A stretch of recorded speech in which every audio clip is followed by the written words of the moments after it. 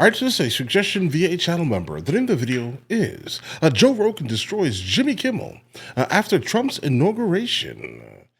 This is coming from the channel Think About It. Joe Rogan isn't exactly the poster child for subtlety, and that's part of his appeal. Put a microphone in front of him, and you're guaranteed a mix of brutal honesty, unfiltered opinions, and a dash of controversy. Absolutely. Rogan's podcast, The Joe Rogan Experience, has become a hub for deep conversations, spicy debates, and the occasional viral moment.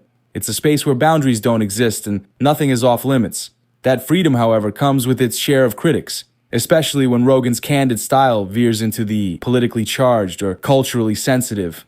After he was sworn in, Trump gave his second inaugural address, which I have to say was more ominous than I anticipated. In order to ensure the security and continuing stability, the Republic will be reorganized into the first galactic empire. Okay.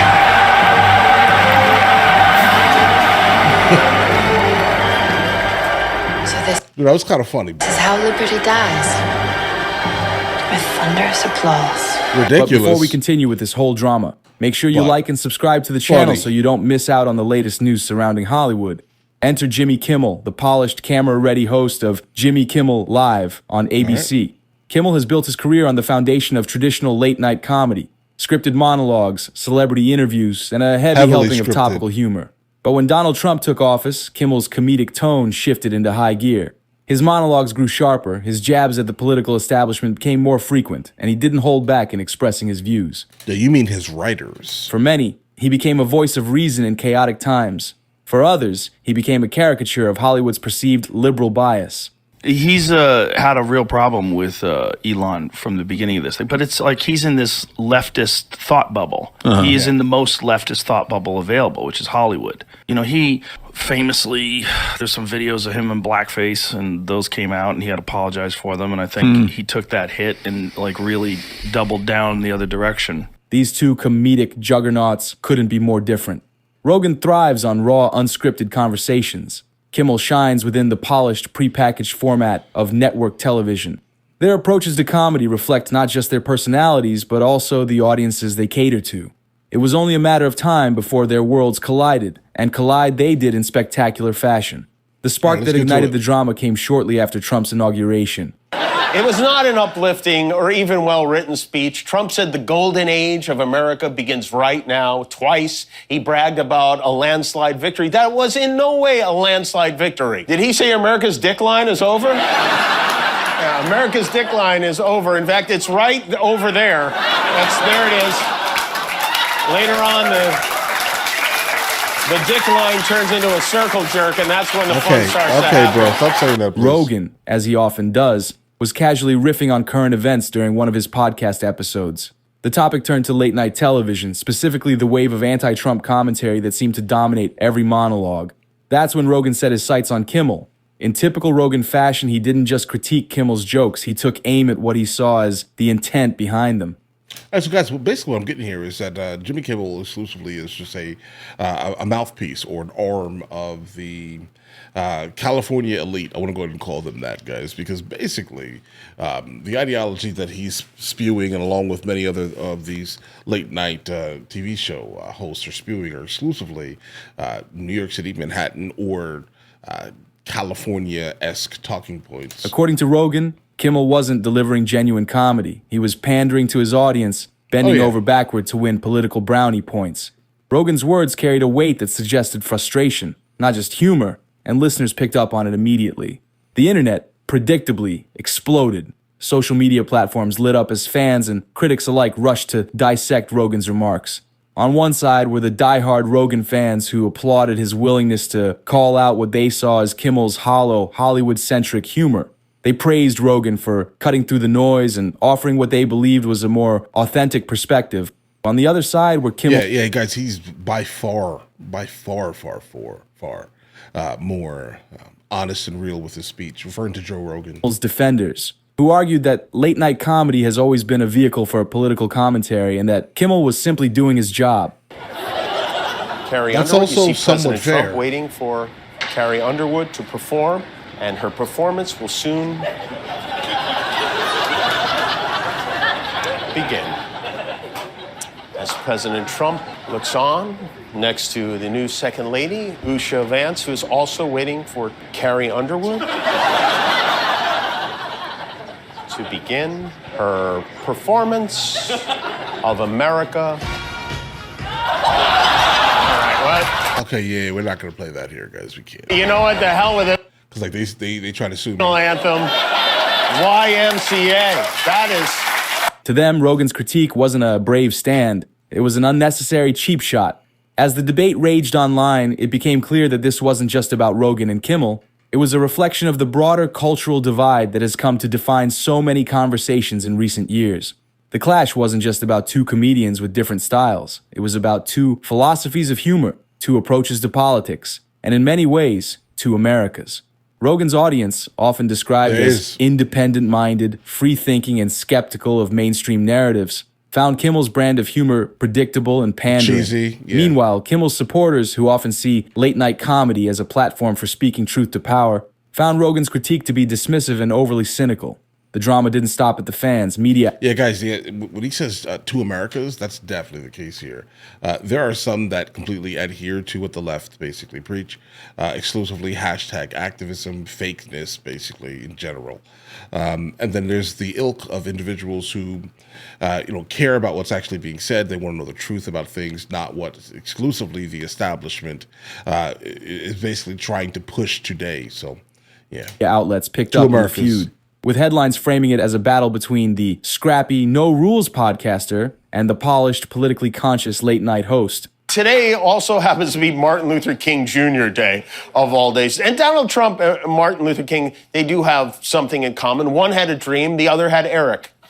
And they're both Republicans. But Trump promised his administration would work to make... I always find it interesting how they always forget to mention that small little tidbit of information. But Trump promised his administration would work to make Dr. King's dream come true. He said that in his speech, and he's right. These people will make sure we are judged based on the content of character, not on the color of their lily white skin. It was wall-to-wall white people at this inauguration. Some articles sided with Rogan, highlighting his point that comedy should be authentic and free from agenda. Others defended Kimmel, arguing that his satire served an important purpose in holding power to account. The media frenzy only added fuel to the fire, ensuring that the feud remained in the spotlight for weeks. Of course, this wasn't the first time either Rogan or Kimmel found themselves at the center of controversy. Rogan, for his part, has long been a lightning rod for criticism. His choice of guests, ranging from scientists and philosophers to conspiracy theorists and controversial political figures, has drawn praise for its diversity and condemnation for its lack of boundaries.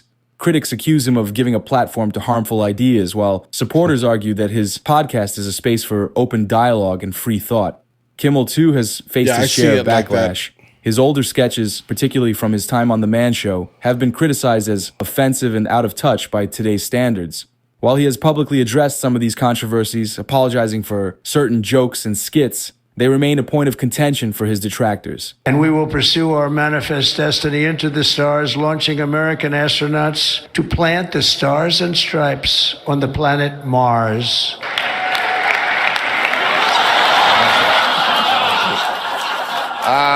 Elon needs a change of pants. Another rocket just exploded on launch.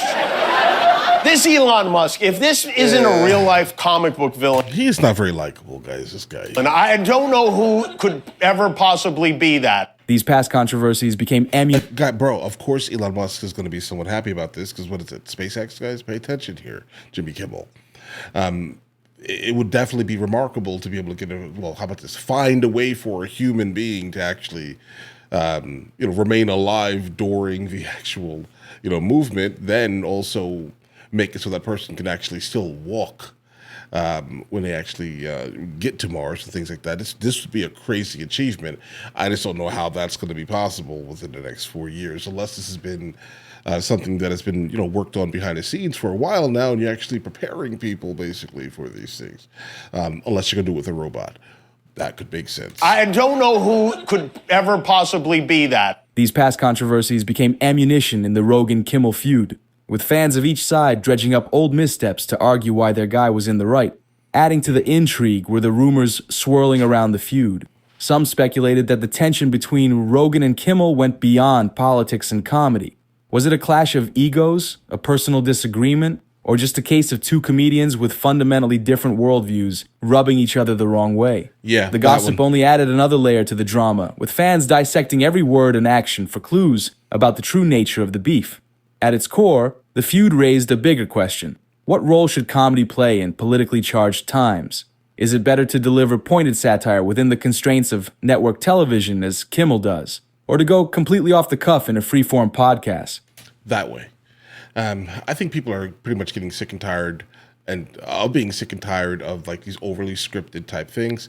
This is why, for what I'm noticing at least, some of the larger, like even channels on YouTube that speak about all of these things, it is definitely much better to no longer edit your videos, because that's just kind of how I've noticed, at least, the people are moving.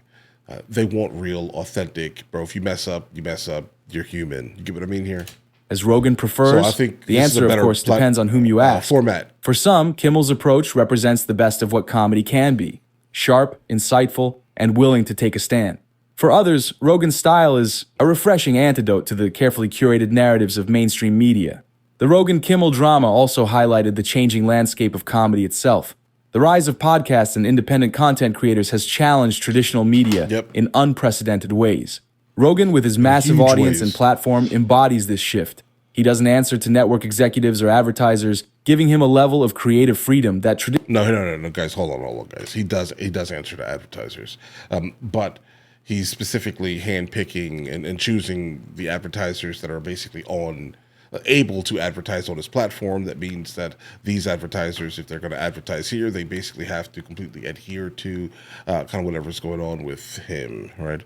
Like even this platform currently that we're watching on, we have the ability to decide basically what ads are shown to you guys. He doesn't answer to network executives or advertisers, giving him a level of creative freedom that traditional hosts like Kimmel can only dream of. But with that freedom comes responsibility.